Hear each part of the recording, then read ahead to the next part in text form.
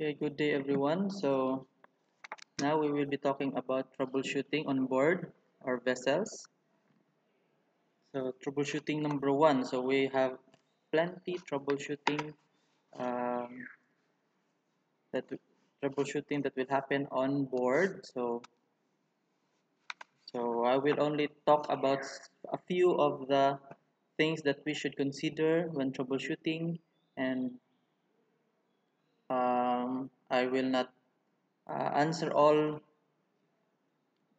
In every question, there is very broad variety of answers that you can have while troubleshooting. So I will only discuss a few of the possible troubles that or the causes, possible causes of the troubles that you will encounter on board. So, okay, so let's start. Okay, a large slow-speed main propulsion diesel engine may become overloaded by. So what could be the possible um, causes why a large slow speed main propulsion diesel engine become overload? So some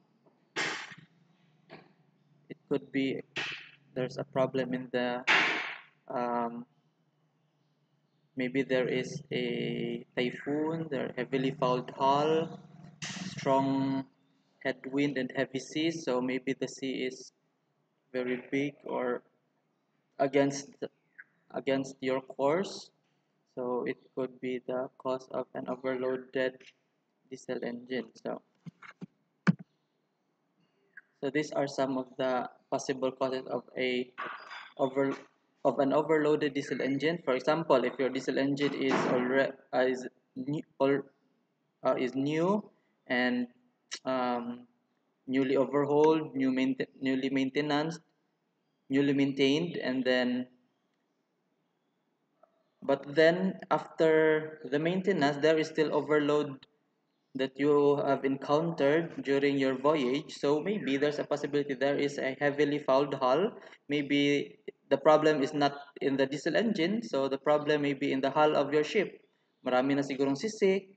So there are so plenty barnacles that will stick on our hull, or maybe there is a strong wind that uh, strong headwind against you. So when the hull is fouled, so the resistance offered by the ship for the movement increases. So hence, for the same RPM, the engine will be overloaded as it will have to produce more power to overcome the resistance. So when there is strong headwind, so when the hull is fouled, you will encounter heavy resistance. Also, when there is strong headwind, the ship will have to work against the headwind and overcome the, the force created by the headwind. So in this condition, also the engine will be overloaded to maintain the same revolution on the engine shaft. So mag-overload siya kasi kailangan niyang ma-reach yung rated speed. For example, the rated speed is 100 RPM per minute. So if you encounter heavy seas or strong headwind, so the engine will encounter the force and then mabibigatan yung engine natin. So babagal yung babagal yung ikot niya. That's kasi bumibigat na yung barko. So ang gagawin niya, magdadagdag siya ng fuel and then dagdag siya ng dagdag ng fuel hanggang maging overload na yung diesel engine nyo. So ano bang gagawin natin para ma-prevent to? So first, for heavily fouled hull, pwede nating maglinis, kailangan nating linisan yung hull natin during dry dock or mag-repaint, tanggalin na yung mga nakadikit na mga dumi. So pag may bagyo naman, so slow speed ka konti. So wag mong kontrahin masyado or kasi pag nag-overload yan, magti-trip yan, overload trip. So papara yan. Okay? Next. Immediately after any diesel engine is started, the engineer should check the. So there are plenty things that you should check when you start the engine. So when the diesel engine is started, anong una mong i-check? So first you will check the lube oil. Okay? So why lubricating oil? Lubricating oil is the most important component of the engine. If the lube oil pressure is lost, even for a fraction of a second, there will be a metal to metal contact between the bearing and the shaft and they will get damaged. Hence, the lubricating oil pressure should be checked as soon as the engine is started. So, pinaka-importante, lubricating oil. So, kahit na mawalan yan ng fuel, papara lang yan. Pag nawalan yan ng, apa ba, hangin, papara lang yan. Pero pag nawalan yan ng low oil pressure, masisira yan. So, mas malaking problema pag nasira yung ating engine. Okay, in a diesel engine, lubricating oil system, which of the following parts should be lubricated first? So, actually, kailangan malubricate lahat ng parte ng ating diesel engine. But, yung pinakauna na dapat malubricate niya is the main bearings because nandun yung yung crankshaft, nandun yung bigat ng makina, bigat ng piston, ng cylinder, ng combustion chamber pala. So, nandun. So, kailangan main bearings naka-lubricate na. Kailangan sigurado naka-lubricate yan. So, in case of the 4-stroke engines, the oil is first supplied to the main bearings. So, from the main bearings through the holes of the crankshaft, it comes to the bottom end bearings. From the bottom end bearings through an oil passage, it passes to the top end bearing. This passage shows that the main bearing is lubricated first in case of lubricated first. So in case naman sa mga large two-stroke engines, where separate lubrication is given to the crosshead bearing, both the main bearing and the crosshead bearing get the lubrication together. So separate yung lubrication ng ating main bearing, separate sa crosshead. So sabay silang kakaroon ng lubrication. But for 4-stroke, unang nalulubricate yung ating main bearing and then next na yung mga end bearings. Okay? So poor combustion in diesel engine can be caused by, what are the possible causes of a poor combustion? So maybe may problema sa fuel, air, kulang or so kulang yung hangin. So marami pa. So we will discuss a few of the possibilities or the causes of a poor combustion. So if the intake air temperature is low, then the temperature of the air at the end of compression stroke will also be low. In such condition, if the fuel is injected, it will have improper combustion because it will take more time for the oil to evaporate and form a combustible mixture. Due to this, there will be more amount of fuel combustion and loss of thermal efficiency. So, some of the possibilities is low intake air temperature. Bakit poor ang combustion ng diesel mo? So, marami pang ibang causes. So, possible yung fuel quality mo is very dirty, or yung fuel injector nozzles mo is barado na, or yung fuel pump mo hindi na yan nasusupply ng tamang pressure, yung ating fuel injector or yung fuel injector natin leaking. So, there are many causes of a poor combustion. So, diniscuss natin yung isang cause niya. Okay?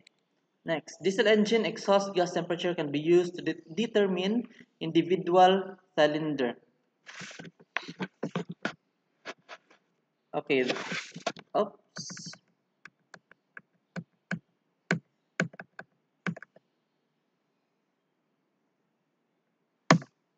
Okay. Diesel engine exhaust gas temperature can be used to determine individual cylinder blank. So, its performance. So, pwede natin i-check, i-compare natin yung mga exhaust gas temperature kung almost the same ba yung mga temperature nila. So, almost the same din yung performance nila. But,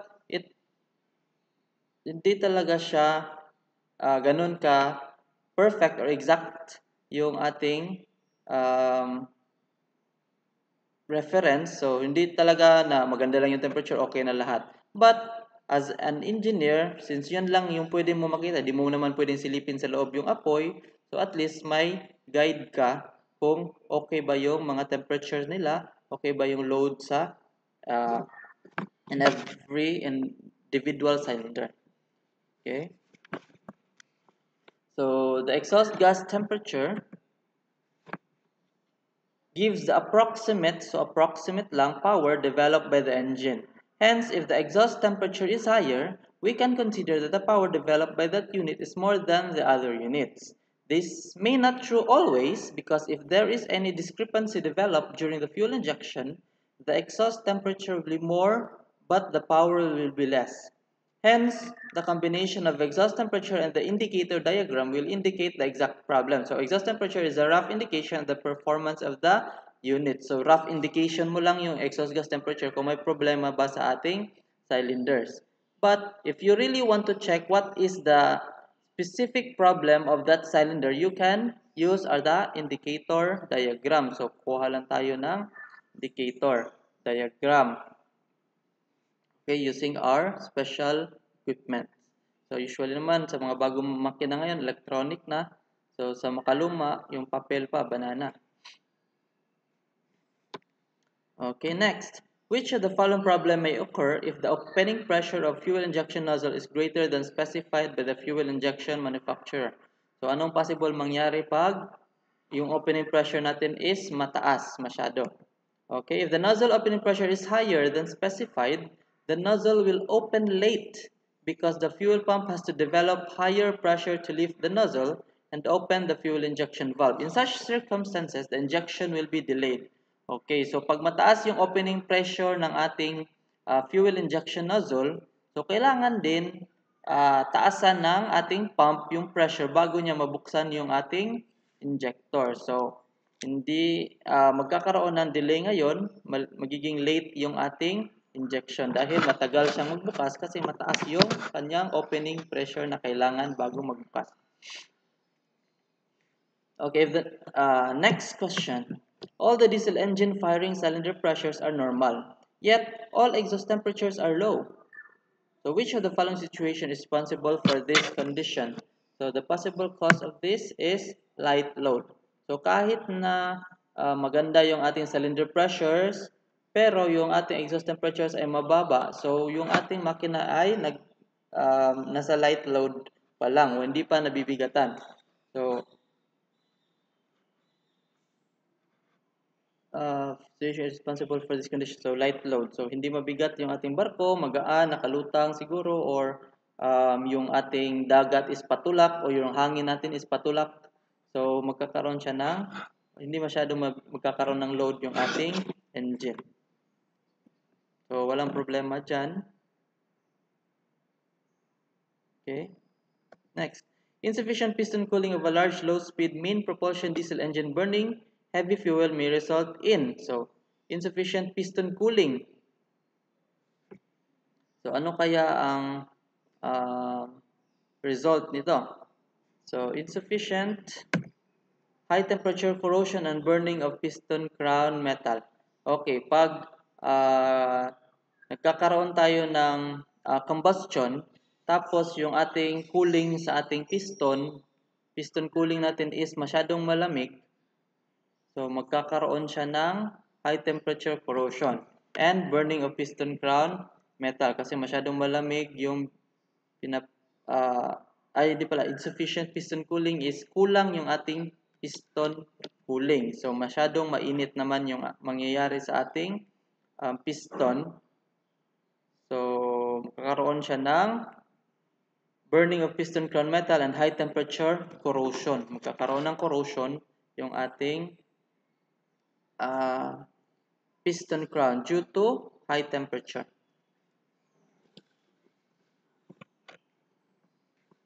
Okay, if insufficient cooling takes place, the piston crown temperature will increase.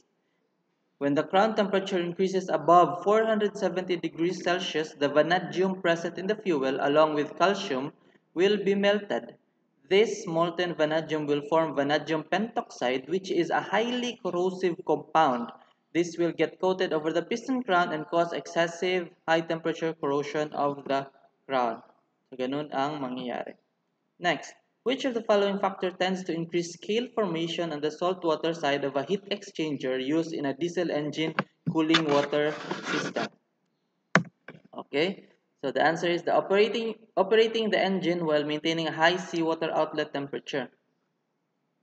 So, pag mataas yung ating seawater temperature, yung salt or yung chloride sa ating seawater ay magiging mag magiging scaling or mag-form siya ng scaling tulad ng for example yung ating mga kettle or takore, 'di ba? Yung ating mga kettle pag palaging mainit, pinapainit natin lagi doon pinapakulo lagi natin doon yung tubig natin, tap water. So yes, slowly, bit by bit, yung chloride na nasa water natin, maliit lang naman yan, or yung other minerals like, I'm not sure if magnesium and phosphate, nasa tap water ba, but some minerals na pag nasobrahan sa temperature, nagkakaroon tayo ng mga scaling. So, makita natin sa mga kettle natin or takore natin na may mga puti na makakapal sa gilid na pwede naman natin yung tanggalin. Kakapal ng kakapal hanggang parang bato na yan. Diba? So, that is what is scaling. So, magkakaroon ng scale dun. So, that's an example. So, ganun din sa ating engine. Pag medyo mainit yung ating seawater, so magkakaroon ng scaling yung mga parts ng engine natin na sa ating cooling water system. Okay, the seawater outlet temperature of a cooler can be high because of restricted seawater inlet or reduced quantity of the seawater inlet due to some reason. Under such circumstances, the flow of water through the heat exchanger will get reduced and will get overheated, resulting in high seawater outlet temperature. This high outlet temperature will cause the calcium and magnesium salts to get deposited inside the tube of the heat exchanger, causing the more amount scale formation. So, minsan din natin mapipigilan yung mga scale formation na yan, but pwede nating tanggalin yan. So, through maintenance, every week, every month siguro, maglilinis tayo ng ating heat exchanger, matatanggal yan. So, hindi natin naantayin na tumigas pa yan or mahirapan tayo magtanggal bago natin gawa ng paraan. But, pwede rin naman natin babaan yung ating cooling water, seawater outlet temperature. Pag kaya naman. Diba? Okay, next. Any increase in exhaust gas back pressure in a 4-stroke cycle diesel engine will reduce diesel engine power output. So, pag yung back pressure natin sa ating exhaust gas ay masyadong mataas na, so yung power output naman natin pwede nating makreate is bababa. Why? Because hindi na labas agad yung power na may back pressure, so mapipigilan natin yung power output natin na makreate. So, possible niyan, madumi na siguro yung exhaust gas side natin or turbocharger or dun sa economizer. So, pwede natin i-check dun. So, high back pressure will cause the piston to push the exhaust gas out of the cylinder with the back pressure acting over it from the exhaust manifold. This will cause loss of power because the power required to drive out the exhaust gas from the cylinder will be taken from other units which are firing. Thus, the total power output of the engine will be reduced because of the pumping effect of the trapped exhaust gas by the use of the piston. Okay, so next. In diesel engine blow-by causes, so ano kaya mga cause blow-by? So, blow-by causes excessive crankcase pressure. So, blow-by, ano ba yung blow-by? So, yung piston rings natin, maaaring hindi niya nasiseal yung combustion natin. So, yung extra pressure na sa combustion chamber natin bababa sa crankcase natin or dun sa ating ayun, crankcase pressure. So, delikado naman yun. So, in case of four-stroke engine, if there is blow past, high-pressure gas will enter the crankcase by blowing through across the piston rings. This will cause increase in the crankcase pressure. Pag nag-increase yung ating crankcase pressure at pag nag-init pa yan, so there will be a possibility of explosion inside. So, delikado yan. So, we should always check or prevent that. So, may mga safety devices tayo, but you should always check the pressure in our system through proper maintenance and surveillance and monitoring. Okay. So next, a crack in the cylinder liner can be caused by. So what are the causes of the cracked cylinder liner? So caused by restricted cooling water passage. So pag hindi maganda yung ating cooling sa ating cylinder liner, so possible na mag-crack yan kasi medyo mainit na, hindi na niya kaya yung temperature, magka-crack siya kasi magiging brittle yung metal pag nasobraan sa init. So due to the restricted cooling water passages, the cooling of the liner flange on top will get affected. The liner will run at the higher temperature, and because of that, the material of the liner will lose its strength. Hence, the liner will crack under the load. Okay. Next, a cracked cylinder head may be indicated by. So answer, combustion gases vented in expansion tank.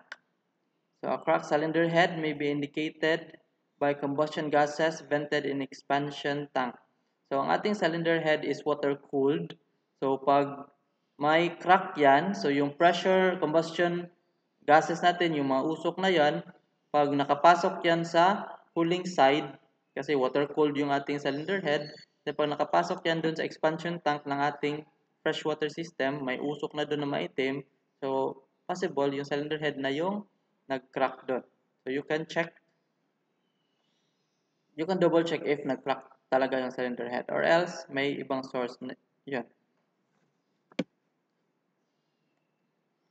Okay, so when the cylinder head is cracked and under the compression stroke, when the fuel is injected at high pressure, the combustion gases produced will find its way into the cooling space through the cracks in the cylinder head. Those gases which are lighter will come out of the cooling water from the expansion tank vent. So makikita nito dun sa vent may mga usok na maitim. So possible niyan may cracked cylinder head na nangyari sa ating main engine. Next, a direct cause of crankcase explosion can be attributed to. Crankcase explosion will take place only if there is hot spot present in the crankcase. If the bearings gets heated due to various reasons, it will act as a hot spot and crankcase explosion may take place. So, we should prevent na mag-overheat yung ating mga bearings kasi pag magkaroon lang tayo ng hotspot, explosion may occur in our crankcase. So, possible pag malapit ka doon, possible pasama ka sa explosion. So, delikado yan. Crankcase explosion in propulsion diesel engine results from. So, crankcase explosion in propulsion diesel engine results from the ignition of unburnt fuel and air in the crankcase. So if there is unburnt fuel in the crankcase due to contamination of lubricating oil with fuel oil, the crankcase will consist of lubricating oil as well as fuel oil vapors. Thus, fuel oil will ignite in presence of large amount of air present in the crankcase and thus cause crankcase explosion. So pag yung fuel natin makapasok dun sa ating crankcase, and then meron pa dun loop oil, and then pag may hangin pa dun makapasok, and then pag nagkaroon ng hot spot, may mainit na spot dun, sasabog na agad yung ating crankcase. So the ignition of unburned fuel and air in the crankcase. So pag may mga unburned fuel tayo na nakalusot from combustion chamber, dahil wala na manipis na ating piston rings, makalusot siya papunta sa crankcase explosion, so it could be fuel to the fire. So possible dun mang cause ng crankcase explosion. So should prevent that. Combustion knock occurring in the diesel engine can be caused by low coolant temperature. So, pag may narinig ka sa diesel engine mo na may knock, na parang may kumakatok doon, irregular yung naririnig mo, hindi siya usual na naririnig mo during your rounds. Pag may narinig ka na knocking on our diesel engine, combustion knocking, so possible na cause nun is low coolant temperature. Check mo agad yung coolant mo, baka medyo malamig na.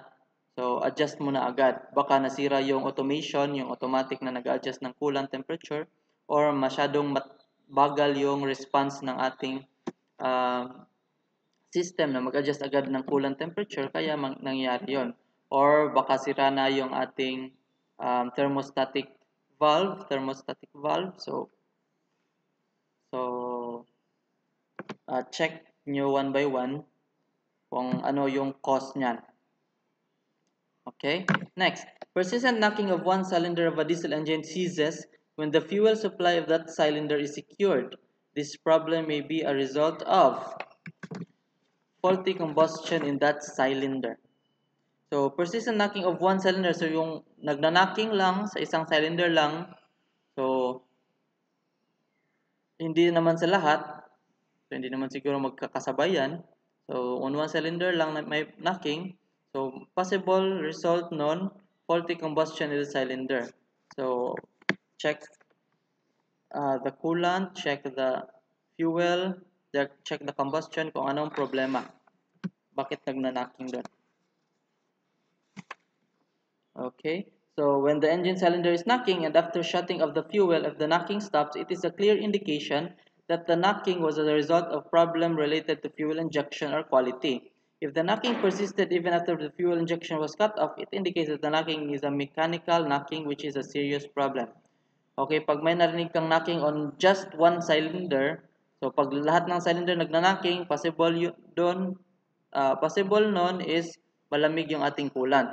But if isang cylinder lang yung nagna-knocking, possible may problema dun sa cylinder na yon. I-check mo agad yung fuel supply. So, unang gagawin, shut off mo yung fuel supply on that cylinder. So, pag wala na fuel supply doon, pakinggan mo, pag wala nang knocking, possible sa fuel yung problema. So, pero pag tinanggal mo na yung fuel supply, but then the knocking is still, you can still hear the knocking of the cylinder. So, the problem, may iba ng problem doon. So, baka mayroon ng material sa loob na nasira. So, it is a serious problem. So, pag may narinig ka agad na ganon, report to chief engineer, and then if kung kayang shutdown mo agad, emergency shutdown, habang hindi pa lumala yung problema doon sa loob. Baka may nabali doon na valve, and then yung exhaust valve siguro, or intake valve nabali, or may something doon na nabali sa loob, and then yun yung nagkakos ng knocking. Pag hindi mo yun pinatay agad, or hindi mo na-inform agad si chief engineer, possible na mag-create pa yun ng mas malaking damage doon sa loob. So, pag yung exhaust valve na natin yung nabali, yung cooling natin sa ating exhaust valve seat, pag yung valve seat na yung nasira, yung cooling na yon papasok doon sa combustion chamber, papatayin niya yung lahat ng combustion, and then doon sa ibang cylinder papasok, mamamatay yung makina mo. So, habang hindi pa lumaki yung problema, as long as kaya mong i-shutdown, emergency shutdown mo na agad. Okay? So, paalam ka rin kay chief engineer. Okay, next. Which of the conditions will occur when an operating diesel engine if air pockets are formed within a cylinder head circulating water passage? So, if the air pocket is formed, as air is a low conductor of heat, the heat will not be conducted from the hot surface and it will not be carried away by water. Hence, that particular spot will get overheated and hot spot will be developed. Next, if a diesel engine exhaust temperature is abnormally higher, the cause could be overload the engine or the compression pressure would be too low. If the engine is overloaded, so the exhaust temperature of all units will be higher. If the temperature of only one unit goes up, it is an indication that there is something wrong with that particular unit. Either incomplete fuel combustion or improper timing adjustment of that unit, or too low compression pressure of that unit due to worn out cylinder liner or leaky piston ring. So there are many possibilities or causes why this happens, why this happened. So we will check mo yan one by one until you find the problem and then rectify the problem. Next, heat damage to the fuel injection nozzle can be prevented by avoiding all of the above. So by avoiding excessive fuel oil temperature, long period of engine overload, hard carbon deposits, and varnish on the nozzles, so heat damage to the fuel injection nozzle can be prevented. Okay, if excessive fuel oil temperature is permitted and if there is no separate cooling is given to the injector and the circulating fuel itself is part of cooling system, in such conditions the hot fuel oil will keep the nozzle at high temperature. This will cause damage to the fuel injector because at higher temperature, the fuel injector nozzle and the valve seats will lose its strength and it will fail. Secondly, if the engine is working at high load for a long time, the fuel injector nozzle will be subjected to high temperature from the combustion space, due to which the fuel injector nozzle may get damaged. Thirdly, if the quality of the fuel is bad, there is a possibility that hard carbon deposits may be formed. Also, the needle guide may get coated with hard varnish, and because of this, the fuel oil nozzle operation may get affected and it would ultimately cause to seep in place or have excessive wear done and it will get damaged. Okay, next. The main propulsion diesel engine is normally shut down by securing the fuel supply, normally shut down. So under normal circumstances, the fuel supply supplied to the engine is stopped. Next, excessive diesel engine back pressure may be indication of excessive diesel engine back pressure. So carbon buildup in the exhaust manifold or in the exhaust side or the turbine side of the turbocharger, or maybe madumi na yung economizer natin. So that's also a possibility. So when the carbon is built up in exhaust manifold, the exhaust gas will have to overcome resistance of the built up carbon to pass through the exhaust manifold. Due to this, there will be excessive back pressure. In order to overcome this back pressure, the piston has to work against the exhaust gas and hence there will be the loss of power. Next, white smoke from the exhaust of a diesel engine can result from low cooling water temperature. So due to low cooling water temperature, the entire atmosphere inside the cylinder liner will be at lower temperature, because of which the exhaust gas temperature will drop down. When the exhaust gas temperature will drop down, the water vapor in the exhaust gas will get condensed to form white smoke. Next, what is the best way of stopping an overspeeding diesel engine? So secure the fuel supply and block the air intake. So that is the best way. So the best way to stop an overspeeding engine is to cut off the fuel to all the units simultaneously and immediately. If the fuel cannot be cut off, then even if the air intake suction filter or the turbocharger suction filter is blanketed, it will prevent the air entry into the engine. Hence, due to lack of availability of air fuel, combustion will not take place and the speed of the engine will drop and ultimately it will stop. Next, by comparing the exhaust gas outlet of each cylinder in a diesel engine, one method of determining if the engine load is balanced is by the use of the pyrometer. So, yung pyrometer pala is, ito yung parang thermometer natin for our exhaust temperature. So, pyrometer tawag niya kasi hindi siya ganun kasimple na sa thermometer na yung pyrometer natin is Kaya niya mag-withstand ng higher vibration, higher temperature, which yung ibang thermometer is hindi niya kaya. So the parameter will show the exhaust gas temperature of each unit.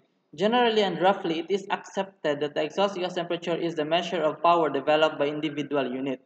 Hence, higher the exhaust temperature, higher will be the power developed, and lower the exhaust temperature, lower is the power developed. This is a rough estimation and cannot be utilized unless it is backed up by other parameters such as compression, pressure, and maximum pressure. So rough estimate lang natin yung ating exhaust gas temperature, kung ano yung nangyari sa loob ng ating engine, kung okay ba yung power na na-create niya, kung mababa ba yung power, high power ba, or overload na yung na-create niyang power, nag-overload na pala. Okay, next.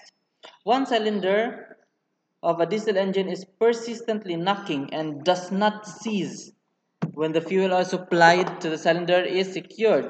What is the following problem which can cause this? So there is a mechanical defect in working part. So if the diesel engine one cylinder is knocking, the knocking may fuel related or mechanical. In order to know the exact cause of knocking, first the fuel is cut off. If after cutting off the fuel, the knocking stops, it indicates that the knocking is due to the fuel timing or the fuel quality. But if the knocking continues even after the fuel is cut off, it is a clear indication that somewhere metal to metal contact is taking place and there is mechanical defect on the working parts. Next, a diesel engine is warmed up and white vapor is noted in the exhaust. What does it indicate? So there's a possibility of a leaky cylinder liner. So yung cooling natin nakapasok na sa ating combustion chamber. So if engine is properly warmed up and is working at proper load and under such circumstances, if there white vapor is indicated in the exhaust, it is an indication that at some point water is finding its way into the combustion space. This may be due to a liner or cylinder head crack. Next, oil accumulating in exhaust gas piping or manifold of a diesel engine can be caused by worn valve guide.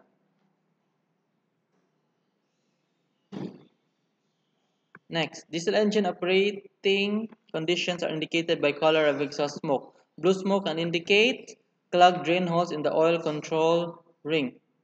So, yung langis sa ating piston ring or oil control ring is nakakapasok na sa ating combustion chamber kasi hindi siya nakakadaan sa kanyang drain holes. So, that's indication of a blue smoke. So, sobra sa langis or there is clogged drain holes.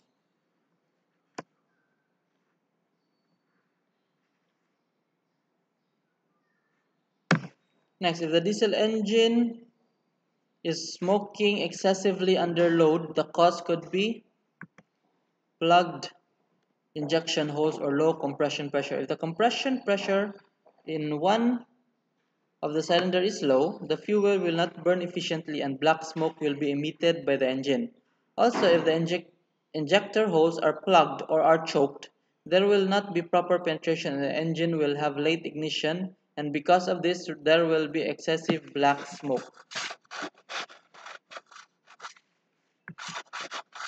So, sticking of the diesel engine compression rings may be caused by excessive cylinder lubrication. So if the cylinder lubrication is excessive and the excessive oil is not being scraped by the oil control rings, the excessive lubricating oil will get burnt and form carbon or calcium carbonate, due to which the piston ring will get stuck up in the grooves.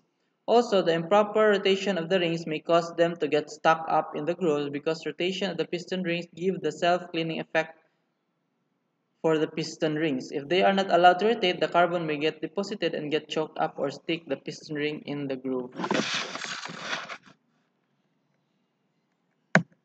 So which of the following conditions can cause excessive lubricating oil consumption in the diesel engine?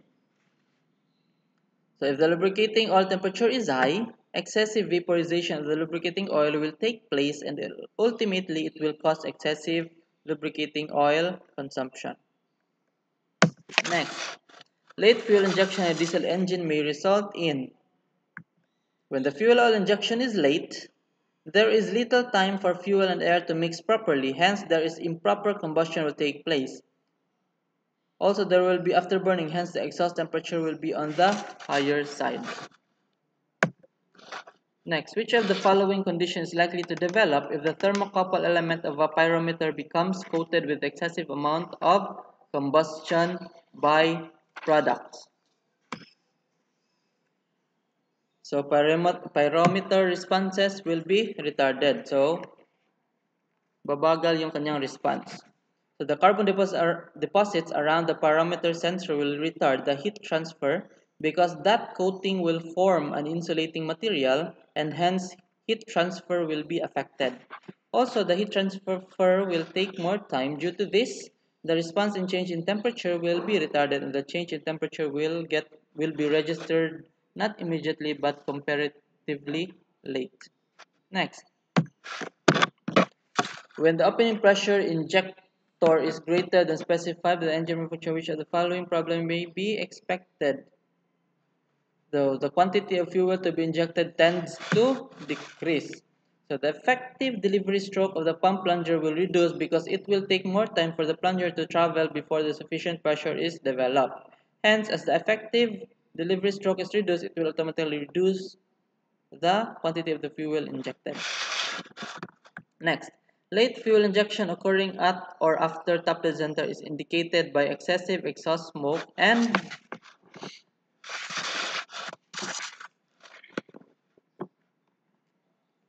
low firing pressure.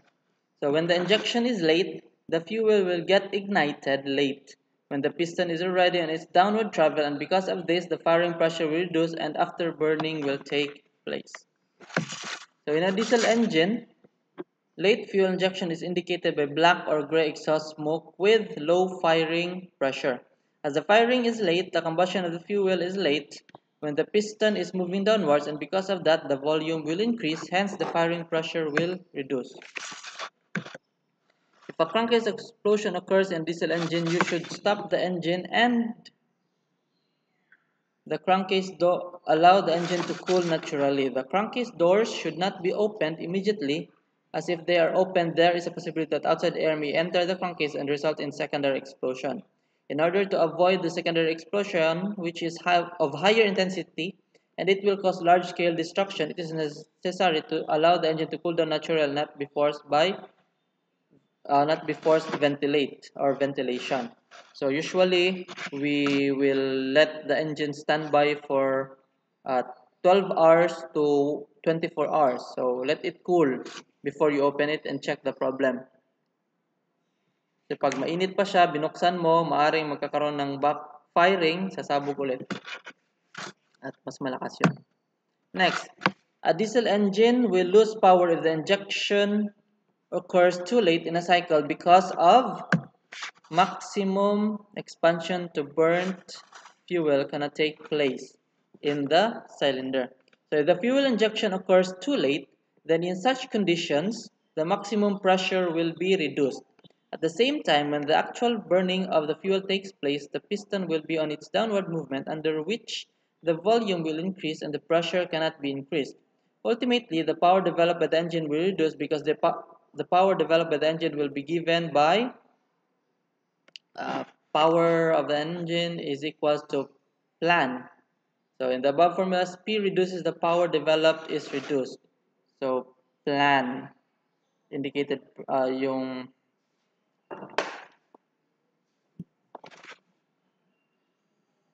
so this topic was discussed pero tayong formula nito plan. So power of an engine. You can check your notes na lang. Next. Which of the following condition will be developed when unburnt fuel contaminates the crankcase of a diesel engine? So when the unburnt fuel oil finds its way into the crankcase, it will mix with the lubricating oil from the crankcase and bring down the viscosity of the lube oil. Also, it will bring down the flash point and fire point of the lube oil. So the ignition quality of diesel engine becomes less critical as the engine speed decreases. So as the engine speed decreases, there is ample amount of time available for the fuel and air to mix, and form a good combustion mixture. Hence, the quality of the fuel does not matter much under the low-speed engine as compared to medium or high-speed engines. Next, higher the normal temperature, higher the normal temperature, air passing through the intake of a diesel engine will result in low horsepower. So if the air entering the cylinder is at high temperature, the volumetric efficiency of the cylinder will reduce because the quantity of the air which enters the cylinder reduces. When this happens, automatically the fuel injected will not burn properly. Hence, the thermal efficiency will drop down and will cause black smoke and higher exhaust temperatures and low power is developed.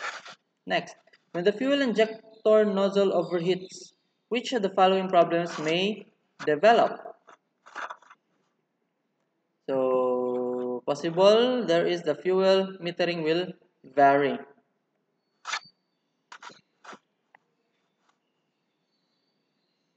When the nozzle gets overheated, the clearance between nozzle and needle guide will change due to which there will excessively leakage past the needle. Also, the needle will not sit properly on the seat and there will be leakages that will pass the seat. Due to all this, the total quantity of fuel which is injected will vary. An increase in fuel injection pump discharge pressure can be caused by plugged fuel injector spray holes. So when the fuel injector spray holes are choked, it will develop excessive back pressure on the fuel pump. This will cause excessive fuel injection discharge pressure. Next, if fuel injection diesel engine begins earlier than designed, start of injection ignition may be delayed because of. So if there is excessive early fuel injection, as the compression pressure in the cylinder has not sufficiently reached to cause the ignition of the fuel, and because of this, the fuel will get accumulated and burn with a heavy knock. This is the reason for not advising early injection of fuel. Okay, so prior to starting, the purpose of turning over the main propulsion diesel engine with the cylinder test cock open is to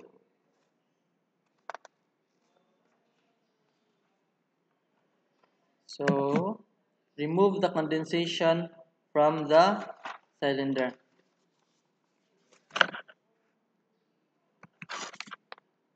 So a fuel injection valve opening at high pressure. A fuel injection valve opening at pressure below the normal will result in early fuel injection. So pag mababa yung ating pressure, opening pressure, so mas mabilis lang din siyang buksan. So faulty operation of diesel engine fuel injection nozzle can be directly caused by water in the fuel oil supply or excessive fuel nozzle holder cooling or distorted fuel pattern or leakage past the plunger to the oil drain. So maraming causes ng faulty operation of diesel engine fuel injection nozzle.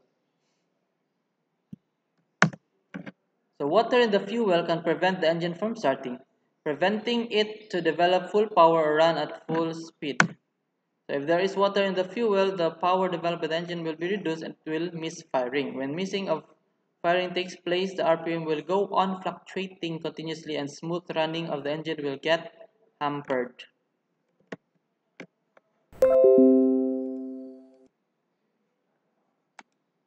Okay, air in fuel lines of diesel engine can cause ignition failure. So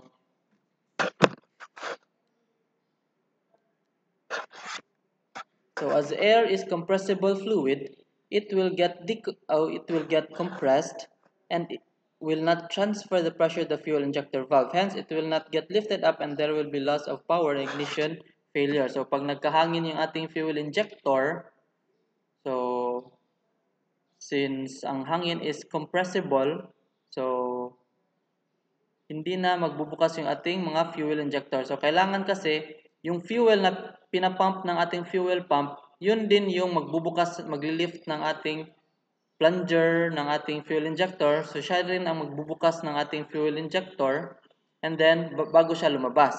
Pag nagkahangin yung ating fuel system, pag nakapasok yung hangin sa ating fuel injector, syempre yung hangin na yun, hindi niya kayang itulak yung seat ng ating injector. So, hindi mag-open yung ating injector, hindi siya mag-i-inject kasi yung hangin lang yung kino-compress natin, hindi natin natutulak yung ating fuel injector na pin.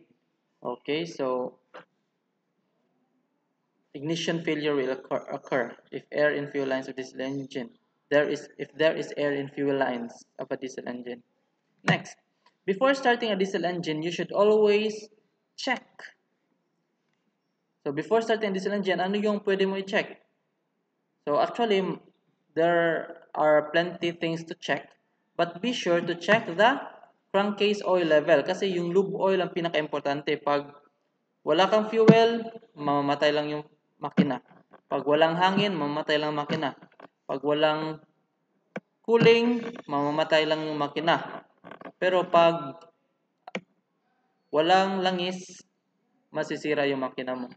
So actually, masisira din pag walang cooling. Masisira din yung makina mo, but mas matagal pa siya, kaya pa niyang mag-hold up for ilang minutes na walang cooling. Pero syempre, meron naman tayong shutdown or safety shutdown para doon. So pag walang cooling, mainit na yung makina, mag-shutdown lang siya. Or walang cooling pressure, mag-shutdown lang siya. Pero pag walang lube oil, masisira talaga siya. Yung magkikiskisan yung mga metal sa loob, metal to metal contact. So as oil is the most important part of the engine, it is necessary to check the oil level. If the oil level is less and the engine is started, the oil level will go down and lubricating oil pump may lose suction. If the lube oil pump lose suction even for a fraction of a second, the bearing will get damaged. Kahit 1 second lang na wala kang lube oil, sira agad yung bearings mo. Pero pag 1 second na wala kang cooling, okay lang yun. Kasi, syempre sa simula, pinapainit din natin yung makina natin. So, hindi pa kailangan ng cooling talaga pag simula pa lang sa diesel engine. Pag simula ng starting ng diesel engine. Okay? Okay, next. Dirt in fuel oil system of a direct engine. Dirt in a fuel oil system of a diesel engine may cause the fuel injector damage. So, pag may mga dumi sa fuel oil system, syempre masira yung injector. So, due to the dirt, there will excessive wear down between the needle and guide. At the same time, there will be scratching on the needle and the guide. The fuel injector may get worn out faster, or the dirt may also cause the needle to stuck up. All this will lead to damage the fuel injector. Syempre, ma-damage din yung pump natin, yung ibang parts, ma-damage din. But, ang pinaka-importante or ang pinaka-importante na unang masira talaga yung ating injector. Since maliliit yung butas ng ating injector, kailangan fine yung injection natin, atomize yung ating injection. Pero pag nagkadumi na, magkakabara na yon, magkakaroon na ng scratch dun sa mga needle natin. So, possible magkakaproblema ka sa combustion mo. Okay?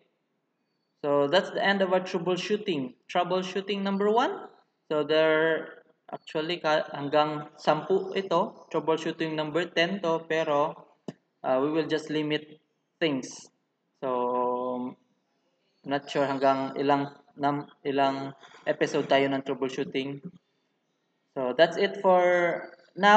Troubleshooting number 1. Thank you very much. So, comment down if may iba pa kayong tanong, or you can just message me directly on my FB Messenger. Okay, so thank you very much. God bless, and I hope na marami kayong natutunan. Thank you very much. God bless. Bye.